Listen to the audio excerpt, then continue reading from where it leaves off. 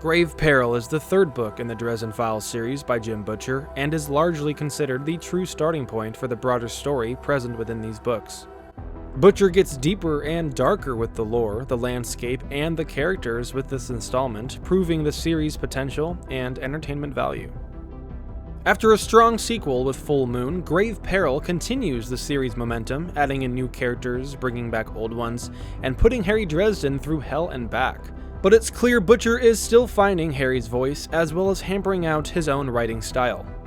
The characters here are largely what make this book work, with Harry's character coming out stronger and being more consistent, as well as being surrounded by dynamic heroes like Michael and Susan.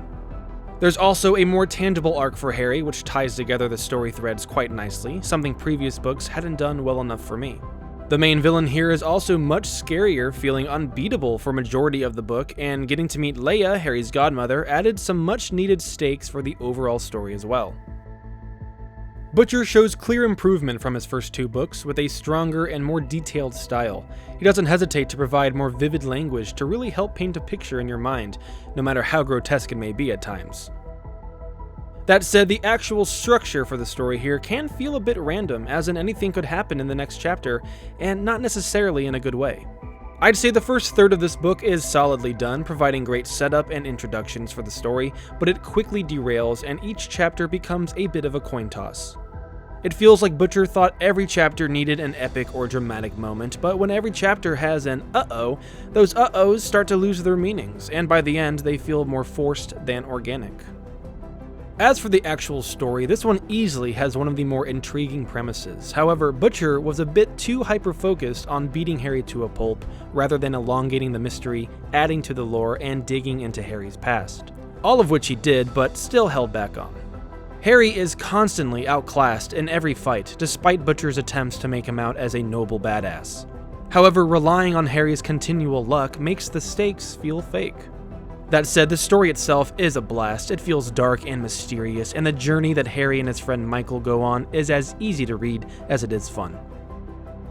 As for the world-building aspects of this book, this one feels a tad weaker given the potential that it possessed. Butcher goes into Harry's past quite a bit, showing glimpses of his time with his father, as well as his mentor, Justin. He expands a bit on vampires and their courts and history, as well as the otherworldly realm known as the Never Never. And we also get to learn a bit of the cliche but very real power of love and faith. Butcher leaves much more to explore within these topics, and while he provides more rules for its many players, none of it feels quite nailed down yet. And unfortunately, Butcher puts a stop to my personal favorite trope, Harry's use of potions. In the end, Grave Peril is a fun, well-executed book with dark themes and mysteries. It has its faults, but it also opens the world for Harry and his readers, making the next installment well-deserved and highly anticipated.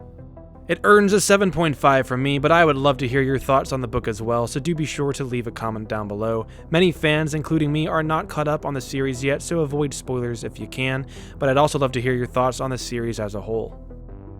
As always, thank you so much for tuning in to this 2-minute book review. I hope to see you all in the next one.